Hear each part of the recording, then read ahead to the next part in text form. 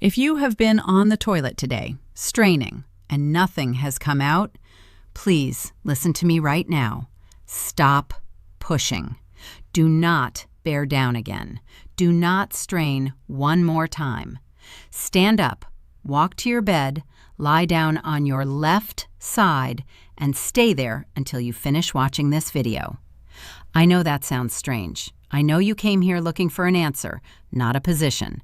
But in the next 15 minutes, I am going to tell you exactly why that one small movement may be the most important thing you do today, and why the harder you push right now, the closer you are to an emergency room visit you did not see coming. My name is Dr. Catherine Wells, and after 30 years caring for patients over 60, I have sat with too many seniors in hospital rooms who told me the same thing. They said, "I just kept pushing. I thought it would pass. I was too embarrassed to call anyone." This conversation today is not embarrassing. This is the conversation that keeps you out of the hospital, that keeps your bowel from tearing, that keeps you in your own home. And I am going to walk you through it the way I walk my own patients through it in my office, step by step, calmly, honestly. Let me start with Eleanor. Eleanor was a 76-year-old retired school teacher from Asheville, North Carolina. She lived alone in the cottage she and her late husband bought in 1973. She was sharp, independent, drove to the grocery store every Saturday. On a Wednesday morning in late autumn, she felt that familiar heaviness in her lower belly. She sat on the toilet, waited. Nothing happened. She tried again that evening. Still nothing. On Thursday, she felt mildly bloated. On Friday, she noticed her lower back was aching. And on Saturday, she could not stop trembling. By Sunday morning, her daughter found her on the bathroom floor, confused, her abdomen rigid to the touch. The emergency room confirmed what I have seen too many times: a complete fecal impaction that had been building for 6 days, now pressing on her bladder and causing what the doctors call delirium from physical stress. Eleanor spent 4 nights in the hospital. She recovered, but she lost something she never quite got back: the certainty that her own body was reliable. I am telling you Eleanor's story because the woman in that bathroom did not know what was happening to her. By the time you finish this video, you will. And that is the difference between recovering at home tonight and waking up in an emergency room. So what is actually happening inside you right now? The medical name is fecal impaction. In plain language, stool that has sat too long in your rectum and gone from soft and movable to dense and stuck. Your large intestine has one main job. It pulls water out of whatever passes through it. It is brilliantly efficient. But when stool stops moving forward, your colon does not know to stop drawing water. It keeps pulling, hour after hour, day after day. What started as a normal bowel movement turns into something with the texture of hardened clay, and the harder you push, the more you wedge that mass against the rectal wall. The Cleveland Clinic describes this exact mechanism in their clinical overview of fecal impaction, and the National Institutes of Health Stat Pearls review confirms it. Straining once a mass has formed makes the situation worse, not better. Here is what nobody tells you. After the age of 60, your body changes in 4 specific ways that make this almost inevitable for some seniors. First, the muscle contractions in your intestines slow down naturally. This is called reduced peristalsis. Second, your gut becomes less sensitive to the urge signals, so you may not feel the need to go until the mass is already large. Third, many of the medications seniors take every day, blood pressure pills called calcium channel blockers, opioid pain relievers, iron supplements, calcium tablets, antidepressants, antihistamines, even some allergy medicines, significantly slow intestinal movement. And fourth, the thirst reflex weakens with age, which means you can be chronically dehydrated and never feel thirsty. This is a perfect storm. This is not your fault, and it is not a moral failure. It is biology working against you. The good news is that biology can be worked with once you understand it. Now let me tell you the 4 warning signs that I see seniors mistake for something else every single week. Because if you recognize these, you can act tonight instead of waiting until Sunday morning like Eleanor did. The first warning sign is what doctors call paradoxical diarrhea. You might be sitting there thinking, but I am not constipated. I keep having watery leakage. Stop. When a hard mass blocks the rectum, the softer waste behind it has nowhere to go, so it seeps around the edges of the blockage as watery liquid. People mistake this for a stomach bug. They reach for anti-diarrhea medicine like Imodium. Please, if you have rectal heaviness and watery leakage at the same time, do not take anti-diarrhea medication. It will slow the whole system further and make the impaction worse. The second warning sign surprises everyone. You suddenly cannot urinate properly. You feel the urge, you sit down, but only a painful trickle comes out. Or you have to go every 15 minutes and only produce a few drops.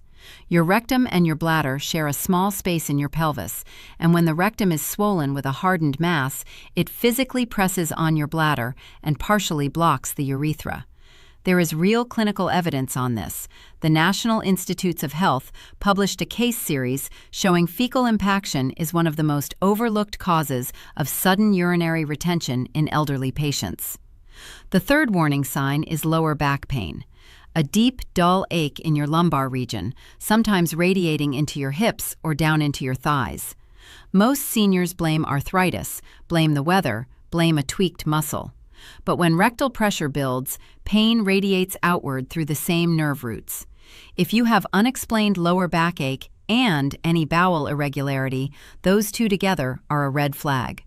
The fourth warning sign is the one that breaks my heart the most because it is the reason so many seniors end up labeled as having a bad day, when in fact they are in real medical trouble. Sudden confusion, mild disorientation, unusual irritability or agitation. There is published research in the NIH archives on delirium in elderly patients linked to bowel obstruction. The systemic stress and early toxin buildup can present as a cognitive episode. If your loved one is suddenly off mentally and you cannot explain why, please ask when they last had a real bowel movement. Now, I need to be honest with you about what happens if this gets ignored, because the stakes are real, and I will not soften this. Stage 1 is the intestinal wall stretching beyond its capacity. Blood supply to that section starts to fail, and the muscle stops contracting. Stage 2 is when nausea and vomiting begin and the abdomen visibly distends. Stage 3, and I am asking you to hear this clearly, is bowel perforation. The wall tears. The contents of your intestines spill into the sterile cavity of your abdomen. What follows is called peritonitis, and it is a life-threatening infection. Without immediate emergency surgery, it is fatal. I am not telling you this to scare you. I am telling you so you understand that the window between manageable at home tonight and emergency at 3 in the morning is narrower than most people assume. So here are the symptoms that mean stop watching, put your shoes on, and go to an emergency room right now. A rigid abdomen that is painful to touch, a fever above 101 degrees Fahrenheit, severe abdominal pain that is constant and worsening rather than coming in waves, complete inability to pass any gas at all, vomiting that does not stop, or a sudden drop in blood pressure with confusion and cold, clammy skin. Those are not wait and see symptoms. Those are go now. All right, most of you watching are not at that stage yet. Most of you are at the stage where you can fix this tonight, at home, the right way, and stay out of trouble. So here is exactly what to do step by step. Step 1, and I cannot say this strongly enough, stop straining right now. Every time you bear down with a hardened mass blocking the exit, you are not helping. You are raising the pressure inside your abdomen, irritating already inflamed tissue, risking hemorrhoids, risking small rectal tears. White-knuckling it on the toilet has never dislodged an impaction, not one time in human history. So we put the toilet aside for tonight. Step 2. adult glycerin suppositories. You can buy these at any pharmacy without a prescription for about $4. Here is what most people do not know. For a real impaction in an adult, one suppository is rarely enough. The clinical protocol calls for 2 to 3 suppositories used at the same time. One alone cannot generate enough lubricant to soften a large dehydrated mass, so you take 2, ideally 3. You apply a generous coating of water-based lubricant to each one before insertion. Please do not skip this. The tissue is already inflamed, and dryness makes everything worse. Step 3. The position. And this is the part most home guides leave out. Lie on your left side. Not your back, not your right side, your left side. There is a clinical reason. Your sigmoid colon and rectum sit in a way where left side lying lets gravity assist you instead of working against you. The medical name is left lateral decubitus position. This single detail makes a real difference. Step 4. Insert all the suppositories as deeply as you comfortably can, pressed up against the hardened mass, not just sitting near the entrance where they will fall out. Then lie still. Do not get up. Hold the position for a minimum of 30 minutes, ideally 45 minutes. The glycerin needs body temperature to melt, time to disperse, and time to soften the outer layer of the mass. If you stand up after 5 minutes, you accomplish nothing except wasting the suppositories. Step 5. After 30 to 45 minutes, rise slowly, sit on the toilet, and let your body work. Do not force. Do not push. If something passes, wonderful. If not, do not panic. Get up, walk gently around your home for 15 minutes, drink a full glass of warm water. Warmth relaxes the intestinal muscle, and then lie back down on your left side and repeat the protocol one more time. A second round is very often what finally breaks through. The first round softens the outer layer, and the second round reaches the core. Step 6. If 2 full rounds with proper waiting time produce no movement, or if any of those emergency symptoms I described show up, go to urgent care or the emergency room. This is not defeat. This is the correct medical decision.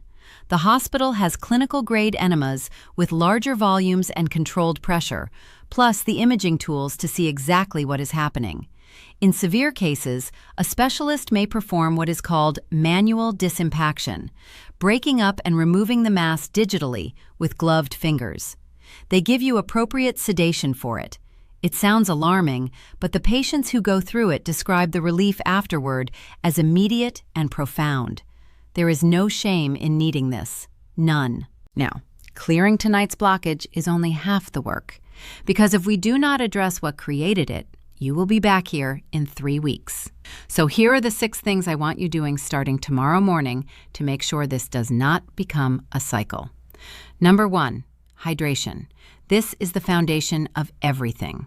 6 to 8 glasses of water a day, including a full glass first thing in the morning before anything else passes your lips.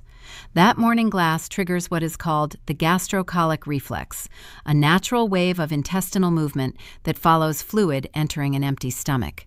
It is one of the most effective non-medication tools you have. And remember, after 60, your thirst signal lies. You can be dehydrated and feel completely fine. Drink anyway. Number 2, movement. Your intestine is a muscle. Movement of your body stimulates movement of your bowel through a wave-like contraction called peristalsis. A 20 to 30-minute walk after meals has been shown in NIH research to significantly speed up intestinal transit. If you cannot walk because of mobility issues, even chair exercises, gentle torso rotations, or slow stretching helps. Prolonged sitting after eating is one of the most underestimated causes of senior constipation. Number 3, talk to your doctor about your medications. Not to stop them on your own, never do that, but to ask directly, could any of these be slowing my digestion, and is there a substitute with less impact? Most doctors will not bring this up unless you ask. You need to ask. Number 4, be very careful with stimulant laxatives, the ones that chemically force the bowel to contract. They are useful for a short-term emergency, but when they become a daily habit, your intestinal muscle starts to depend on them and stops contracting on its own. The medical term is cathartic colon.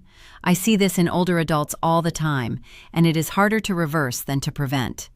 If you have been using a stimulant laxative every day for more than 2 or 3 weeks, please bring it up with your doctor and wean off carefully, not abruptly. Number 5. Build a consistent bathroom routine.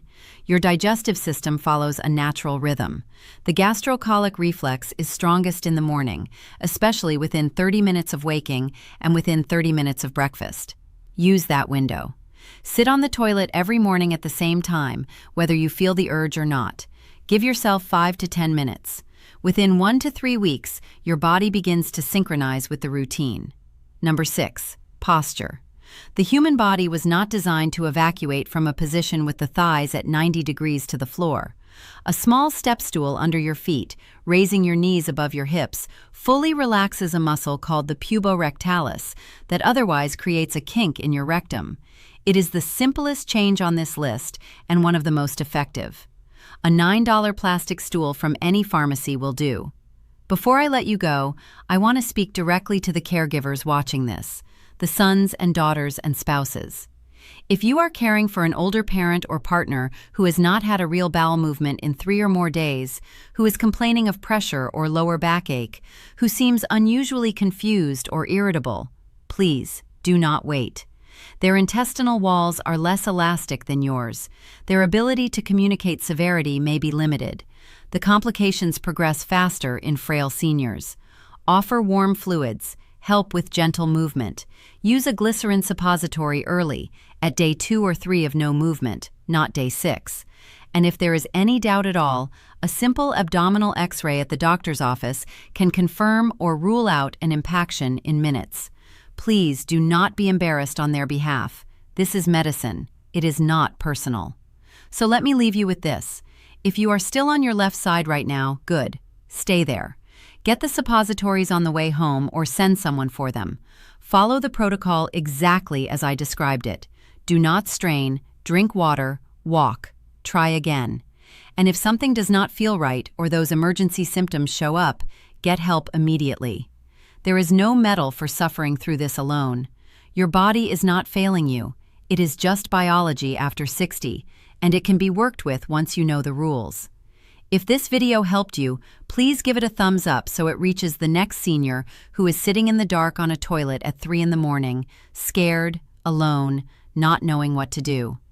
Share it with someone who lives alone, and subscribe so I can keep showing up for you with the conversations nobody else wants to have. Take care of yourself, drink your water, and I will see you in the next video.